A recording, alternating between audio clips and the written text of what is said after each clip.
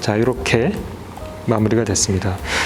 지금 이 상태에서 저희가 할 일은 이물림입니다. 이물림을 파서 이쪽 외에 이쪽과 이쪽 또 위아래로 또 틀이 계속 추가로 제작이 될 텐데, 그때 만약에 이물림 없이 이렇게 매끈한 상태로 다른 쪽들이 만들어진다면 만나는 부분에 어느 기준점이 없어가지고 틀이 정확히 맞물릴 수가 없겠죠. 그래서 이물림이 굉장히 중요한데, 이물림을 파는 방법은 크게 우리나라하고 일본식 아니면 뭐 유럽이나 미국식으로 크게 두 가지로 나눌 수 있을 것 같아요. 우리나라는 어떻게 보면 약간 중간 정도 두 가지를 다 혼용하고 있다고 보실 수 있겠는데요. 우리나라나 일본식은 이런 식으로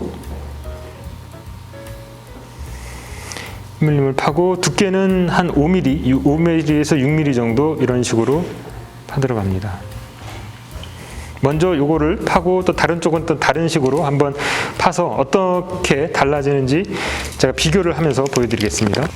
저는 파기 전에 밑에다가 이 스펀지를 깔았습니다. 여기 지금 제가 날카롭게 다듬어져 있기 때문에 그냥 이거 없이 유리판에다 놓는다면 이렇게 굴리는 과정에서 이런 데가 손상이 될 수가 있겠죠. 이런 날카로운 부분이 손상이 될 수 있기 때문에 이 스펀지를 깔아서 혹시 모를 이런 것을 좀 대비하려고 했습니다. 이물림 팔 때 가장 중요한 게 어떻게 보면 안전이죠. 여러분들 손 다치시지 않게 개인의 좀 취향에 따라 다를 수 있는데요. 저는 일반적으로 이런 그냥 커터칼을 사용합니다. 이게 날을 바꾸기도 좋고, 날이 좀 상하면 바로바로 이 잘라내서 다음 단계의 칼을 또 쓸 수 있으니까요. 다른 어떤 무엇보다도 이거를 주로 많이 사용을 하고 있습니다. 제가 이제 여러 해 학교에서 학생들을 지도하다 보니까 가장 다치기 쉬운 유형이 있더라고요. 그게 어떤 거냐면 무리하게 깎는 경우, 그리고 힘을 너무 많이 줘서 한 번에 막 여기서부터 저기까지 훅 깎으려고 하는 그런 경우에 손을 또 많이 다치고, 사실 지금 제가 이렇게 하는 것도 처음 석고를 다루거나 칼을 많이 다뤄보지 않으신 분은 이것도 좀 삼가하셔야 됩니다. 이런 식으로 하거나 뭐 이런 식으로 해서 조금 그 손이 직접 닿지 않게 하셔야 좀 편하고요. 신경을 안 써서 이렇게 하다가도 손이 많이 다칩니다. 가장 많이 다치는 유형 중에 하나가 칼이 나가는 방향이 이렇게 손이 있다면 좀 위험하죠. 그래서 이런 식으로 하시는 게, 이렇게 해서 잘못하면 또 칼이 나갈 수가 있으니까요. 오른손이 칼을 쥐고 있기 때문에 오른손이 다칠 일은 크게 많지 않죠. 주로 오른손이 왼손을 이렇게 스치고 지나가는 그런 경우가 많은데, 항상 습관적으로 이렇게, 지금 제가 칼을 이쪽으로 다루고 있기 때문에 이런 식으로 칼이 나가는 방향 뒤로 왼손을 빼놓으시면 상처 나는 것을 좀 방지하실 수가 있고요. 만약에 이쪽으로 어쩔 수 없이 안쪽으로 이렇게 칼을 써야 된다 그러면 한꺼번에 얘를 다 쳐서 안 나가는데 갑자기 이렇게 확 깎으려고 하다 보면 상처가 나는 경우가 있습니다. 그래서 조금씩 천천히 이런 식으로 파셔도 뭐 숙달이 되시면 여러분들이 금방 파실 수가 있습니다. 그래서 형태를 제가 다양하게 한번 해서 보도록 하겠습니다. 이렇게 네모지게 크게 이 조각도를 이용해서 파는 거는 우리나라하고 일본이 주로 이렇게 쓰고요. 유럽이나 미국은 이따가 보여드리겠지만 훨씬 쉽게 팝니다. 그래서 근데 견고하기는 이게 훨씬 더 견고하고, 여러 가지 또 장단점이 있어서요. 그것대로 말씀드리도록 할게요. 요거의 장점은 훨씬 더 견고하다는 말씀을 드릴 수 있고요. 그리고 틀이 항상 틀을 이쪽으로만 빼는 것이 아니라 이쪽으로도 뺄 수가 있고, 경우에 따라서는 여러 가지 방향으로 뺄 수가 있는데, 어떻게 틀이 분리되는가에 따라서 어떤 그 경우에 따라서 제가 좀 각도를 조절할 수 있다는 장점이 있죠. 이따가 보여드릴 그 위에서 그냥 아래로만 파는 경우는 각도가 좀 달라지는 경우, 틀을 맞물리는 것은 잘 맞물릴 수 있겠지만 나중에 이 타령할 때 조금 각도가 어긋나면 잘 안 빠지기도 하고 그럽니다. 네, 아무리 깊어도 1cm를 넘지 않는 것이 좋고요. 한 좀 낮은 경우는 5mm, 아무리 깊어도 7mm, 8mm를 넘어가지 않는 것이 좋은데, 혹시 실수로 하다가 깊어지는 경우가 있어요. 깎다가 보면 조금만 더 다듬자, 이렇게 조금만 더 다듬자 하다가 면이 자기도 모르게 조금 깊어지는 경우가 있는데, 그래도 뭐 크게 상관은 없는데, 문제는 너무 깊어지면 이쪽 면 말고 이쪽 새로 떠지는 면 쪽이 너무 날카롭게 돼서 파손되기 쉽다는 거죠. 그런 경우는 이렇게 네거티브 된 형태 말고 튀어나오게 되는 포지티브 형태의 그 면을 조금 쳐내서 혹시라도 있을 파손에 좀 대비하셔도 좋은 방법이 되겠습니다. 네, 이렇게 처음에 시작은 저는 커터컬러 하고 마무리는 이렇게 조각도로 이런 식으로 합니다. 그래서 자, 이거를 저는 마무리를 할 때 이런 평칼을 주로 쓰는데요. 다른 칼과는 다르게 이 평칼은 이쪽 방향으로 이렇게 쓰실 수도 있고 아니면 얘를 뒤집어서 이쪽 방향으로 이렇게 쓰실 수도 있습니다. 여러분들이 무심코 아무런 방향의 구분 없이 이렇게 쓰시는 분도 계시고 또 이렇게 쓰시는 분도 계신데 분명한 차이가 있습니다. 이렇게 절삭되어 있는 면이 아래로 향하게끔 이런 식으로 하시면 이 칼날이 밑으로 향하지 않고 그냥 평을 이렇게 잡을 수 있습니다. 이런 식으로 평을 충분히 잡을 수가 있는데 이런 식으로 이렇게 깎을 때 절삭된 면을 아래로 가게 해서 깎는 게 보통이고요. 만약에 여러분들이 좀 더 깊이 안으로 파고 들어가는 걸로 깎고 싶다 그러면 그때는 조각도를 돌려서 절삭된 면이 위로 가게 한번 이렇게 깎아 보시면 앞으로 잘 직진이 안 되고 어떻게 들어가냐면 얘가 아래로 이렇게 들어가게 됩니다. 제가 그냥 힘을 안 주고 이렇게 깎아 볼게요. 네, 점점 안으로 들어가게 되죠. 힘을 안 주는데 그냥 이렇게 들어가요.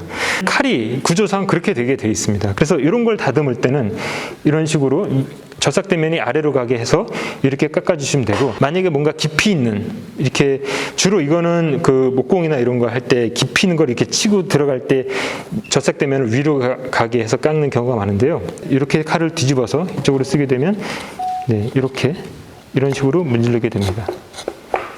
자, 이렇게 해서 이물림을 만들어 봤는데요. 이런 형태의 이물림은 주로 우리나라하고 일본에서 많이 쓰이는 형태의 이물림입니다. 뒤집어서 다른 쪽은 한번 유럽이나 미국 쪽에서 이물림을 어떻게 파는지 보여드릴게요. 훨씬 쉽고 빠르게 이물림을 파들어 갑니다. 이 이물림의 특징을 먼저 말씀드릴게요. 여기서부터 여기까지의 두께가 한 5mm 정도 나오는데요. 보통 5에서 한 6mm 정도 내외로 두께가 형성이 됩니다. 하다가 근데 이렇게 만약에 깊어졌다 했을 경우는 어쩔 수 없이 그냥 일단 틀을 뜬 다음에 지금 이쪽 네거티브한 부분 말고 포지티브한 부분이 나오게 되면 그쪽이 너무 툭 튀어나오게 되면 그게 쉽게 파손이 됩니다. 그래서 그것을 미리 좀 길이를 잘라주셔도 상관없고요. 그렇게 되면 이물림이 만나는 데 있어서 바닥은 뜨고 옆에만 만나게 되는데 지금 이 스타일의 이물림에 있어서 가장 중요한 부분은 이 만나는 여기가 아니라 이 날카로운 부분, 이 부분입니다.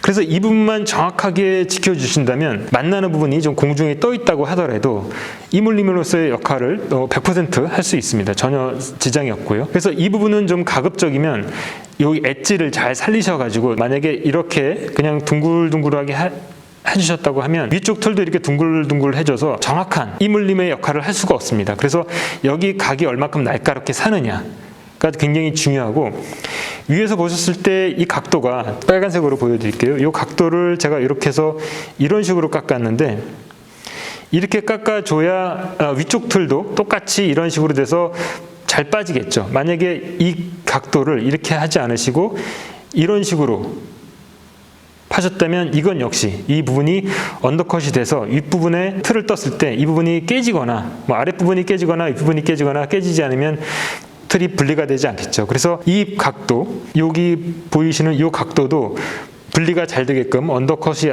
안 생기게 이런 식으로 각도가 이런 식으로 들어가게끔 저도 여기 옆에서 보시면 이쪽도 마찬가지죠. 이런 식으로 지금 틀이 이루어져 있는데요.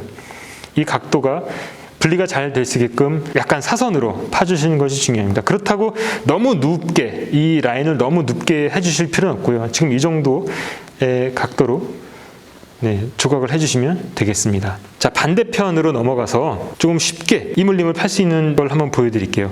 제가 도구를 한번 준비해 봤는데 이거는 시중에서 구할 수 있는 손드릴입니다. 이 앞부분은 제가 목공용 구멍 뚫는 것을 그라인더로 갈아서 이렇게 한번 만들어 봤는데요. 이걸 이용해서 쉽게 이물림 파는 방법을 보여드리도록 하겠습니다. 이것도 마찬가지로 하기 전에 어느 부분을 팔 것인가 아마 이렇게 예를 들어서 이렇게 네 군데 이런 식으로 기준을 정해 주셔도 되고요. 만약에 이런 도구가 없으시다면 동전으로 파셔도 되는데 하나 정도는 파실 수 있는데 2개 이상 파다 보면 손가락이 굉장히 아픕니다. 그래서 이런 도구를 사용하시면 좀 편합니다. 얘는 이렇게 위에서 누르신 다음에 이런 식으로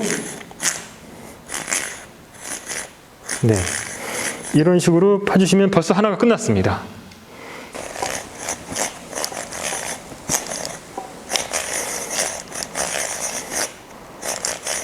자, 제가 일반적으로 학생들에게도 빌려주고 사용하는 것은 이렇게 되는 종류의 손드릴이 있고요. 또 하나는 이런 타입이 하나 있습니다. 이렇게 돼서 이런 식으로 해서 이렇게 하는 건데요.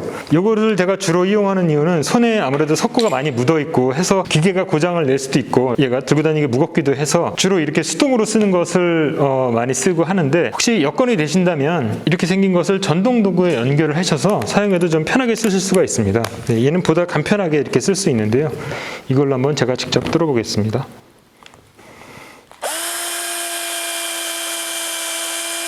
너무 깊어지지 않도록 조심하시는 게 중요하고요. 너무 깊으면 아까 말씀드린 것처럼 반대 방향에 예를 들었을 때 5mm를 넘어가면 위쪽이 너무 툭 튀어나와서 그 부분이 깨질 수 있다고 말씀드렸는데, 이것도 마찬가지입니다. 너무 깊어지면 역시 좀 파손의 위험이 있죠. 그래서 적당한 게 좋고, 가장 중요한 건 아까 말씀드린 것처럼 여기서의 이 각도, 얘가 이렇게 너무 이렇게 완만하게 되는 것이 아니라 이렇게 딱 이렇게 지금 만들어져 있죠. 그래서 이 각도를 유지시켜 주는 것이 가장 중요하다고 볼 수 있습니다.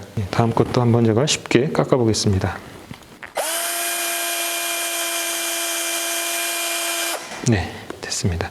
굉장히 쉽고 빠르죠. 두 개를 비교해서 말씀드리면, 아까 요거 장점만 말씀드린 것 같은데요. 네, 이 틀의 장점은 그렇게 견고하게 물릴 수 있다는 장점이 있고, 또 하나의 장점은 항상 석고틀을 뜨다 보면 석고틀의 분리가 이쪽 방향으로만 되는 것은 아니고, 어려운 쉐입을 얘가 가지고 있다면 경우에 따라서는 약간 이쪽으로 뗄 수도 있고 약간 아래쪽으로 분리를 시켜야 잘 빠질 수도 있고 해서, 그런 것에 의해서 이 방향을 그때그때 상황에 맞게 제가 원하는 대로 요 기울기를 조절할 수 있다는 장점이 있죠. 하지만 단점은 초보자가 요거를 파기에는 조금 더 시간이 걸린다는 것이 단점이 되겠습니다. 그걸 제외하고는 저는 이렇게 견고하게 이물림이 되는 것을 추천을 드리고요. 조금 빠르고 손쉽게 이물림을 하고 싶으시다 하시는 분들은 이런 식으로 틀을 이물림을 하셔도 되는데, 이 이물림의 그 가장 큰 장점은 역시 보셨듯이 굉장히 빠른 이물림을 만들 수 있다라는 것이 최고의 장점이 되겠죠. 하지만 단점은 오래 사용하다 보면 아무래도 이런 부분들이 쉽게 마모가 됩니다. 반대편에 보여드렸던 여기서는 이 가장 중요하다고 하는 부분이 이렇게 여러 군데로 다양한 방면으로 형성이 돼서 아주 견고하게 이렇게 구조가 되어 있는 반면에, 이렇게 원형으로 하는 경우는 부분이 상대적으로 좀 작고, 아무래도 이 만나는 부분이 이렇게 원형으로 되어 있고 여기가 조금 약하다 보니까 금방 마모가 돼서 틀을 오랫동안 사용하다 보면 포지티브한 면도 그렇고 얘도 그렇고 금방 얘가 이렇게 둥글둥글하게 해서 견고하게 물리지를 못합니다. 그리고 얘의 방향은 딱 한 가지밖에 없어가지고 조금 낮게 파지 않으면 틀을 약간 사선으로 이렇게 탈령하기가 좀 애로사항이 있습니다. 그래서 얘는 반드시 이렇게 수직적으로만 틀을 탈영시켜줘야지 잘 빠집니다. 얘가 이렇게 깊은 상태에서 틀을 옆쪽으로 분리시키려고 하면 여기 약간 걸리겠죠. 그래서 이 높낮이도 굉장히 여러분들이 어떻게 틀을 분리시킬 건가를 미리 예상을 하시고 이 깊이를 정하셔야 되는데, 이쪽은 만약에 틀을 좀 이쪽으로 사선으로 빼야 된다. 그러면 여기는 완만하게 해주고 여기는 좀 급하게 경사를 주는 그런 다양성을 여기서는 만들어줄 수가 있는데, 이쪽은 그냥 원형이고 반구 형태로 동그랗다 보니까 그런 다양한 면을 만들어주긴 어렵습니다. 그래서 보통 이렇게 만들 때는 시간은 빨라지지만 여러 가지 다양하게 변주가 좀 어렵다는 좀 단점이 있죠. 그래도 만약에 여러분들이 이거를 선호하신다면 이런 데다가 더 만드셔가지고 개수를 좀 많이 해주시면 한두 개가 마모됐을 때 다른 것들이 좀 더 그것을 대체할 수 있는 정도 여유분으로 만들어주시면 좋겠습니다.